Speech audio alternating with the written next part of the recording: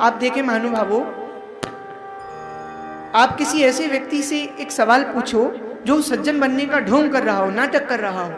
अगर आप उससे पूछोगे कि श्रीमान जी क्या आप लहसुन और प्याज खाते हो क्या, तो श्रीमान जी नाक और मुंह से कोड़ लेंगे और बड़ी ही विनम्रता से, बड़ी सज्जनता से कहेंगे, क्या कहेंगे, भैया हम तो हाथ भी नहीं लगाते।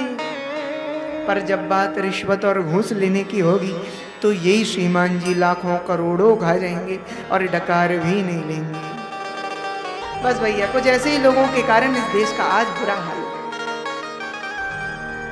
ये तो ऐसा नहीं कि आज इस देश में सत्पुरुष ना हो, वेद मार्ग का अनुसरण वाले लोग ना हो, आज हैं। अच्छा, और इनसे प्रेरणा लेकर इनके बच्चे कैसे बनते जा रहे हैं, केवल अकेले यही ऐसे नहीं, इनके बच्चों को भी देखिए। प्यारी प्यारी माताओं, सज्जनों, श्रोताओं, एक तरफ तो श्रीमान जी को दिन भर रिश्वत और घूस लेने से फुर्सत नहीं मिलती, तो दूसरी तरफ श्रीमान जी के बच्चों को टीवी में दिन भर गंदी गंदी फिल्में, गंदे सीन देखने से फुर्सत नहीं मिलती आज। और यह मैं एक खोज के अनुसार, एक सर्वे के अनुसार बता रहा हूं कि अगर कोई बच्चा लगातार 5 साल तक रोजाना 5 घंटे अगर टीवी देखता है ना, तो वो तब तक 33,000 हत्याएं और 72,000 गंदे पल देख चुका होता है, देख चुका होता है। तो प्यारी प्यारी माताओं, सज्जनों, अब आप विचार कीजिए कि हम किस ओर जा रहे हैं। अब आप ही बताइए, क्या ये ऐसा बच्चा कुछ जीवन में कर सकेगा? अच्छा, यहां पर एक बात जरा सोचने लायक है, गहन विचार के योग्य।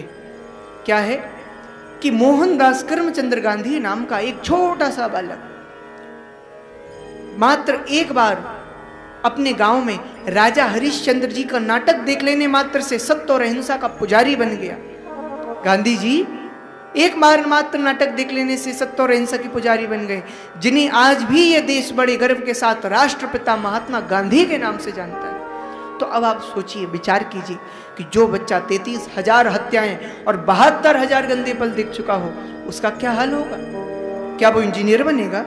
क्या वो डॉक्टर बनेगा? क्या वो वैज्ञानिक बनेगा? हरगिज नहीं बनेगा। पर हाँ, अपनी हराम की कमाई से इस लायक जरूर बनेगा कि एक दिन अपने बाप को ही नालायक समझ बैठेगा। इसीलिए मेरा जितने भी पोषक जन यहाँ बैठे हुए हैं, जितने भी माता पिता लोग, वयोवृद्ध जन यहाँ बैठे हुए हैं, उन सभी से समय की मांग पर हाथ जोड़कर निवेदन है कि आप अपने अपने बच्चों को शिक्षा दीजिए, उनमें संस्कार दीजिए। आजकल कार बड़ी जल्दी दे देते हैं और संस्कार देने में चूक कर जाते हैं। तो मैं कहूँगा, आप कार दो ना दो, पर अगर संस्कार दे दिया अगर आपने अपने बच्चों को, तो आपका बच्चा आपके कदमों में पूरी दुनिया का ऐश्वर्य ला करके रख देगा, आपके चरणों में समर्पित कर देगा। और अगर आपने संस्कार न दिए तो आपने जिंदगी भर में जो बनाया है वो उसको भी नष्ट कर देगा। इसलिए संस्कार बहुत जरूरी है। अच्छा, मेरा शिक्षा से तात्पर्य वो शिक्षा नहीं है, वो एकेडमिक शिक्षा जो आप बच्चों को स्कूल में दिलाते हो। भाई, स्कूल में मैं मना नहीं करता, आप बड़े से बड़ी, अच्छी से अच्छी, उच्च से उच्च शिक्षा दिलाइए बच्चों को, लेकिन संस्कार भी अवश्य दीजिए। क्योंकि अगर संस्कार दे दिया तो ये सब समर जाएगा, नहीं तो सब कुछ मुरझा कर रह जाएगा। आज हमको इस पर विचार करना होगा, क्योंकि जो माता पिता अपने बच्चों को अच्छी शिक्षा नहीं देते या दिलवाते, वो उनके माता पिता नहीं, उनके शत्रु होते।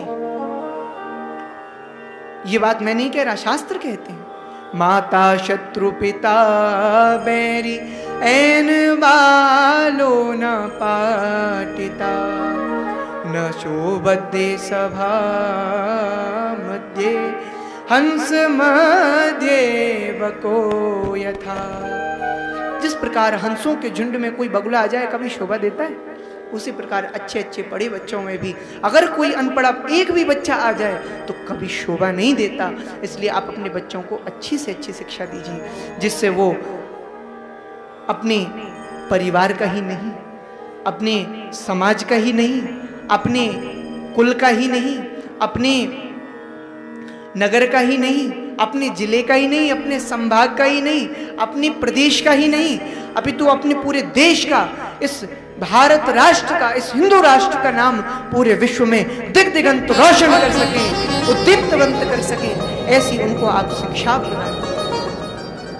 और ये आपके संस्कार ही करेंगे।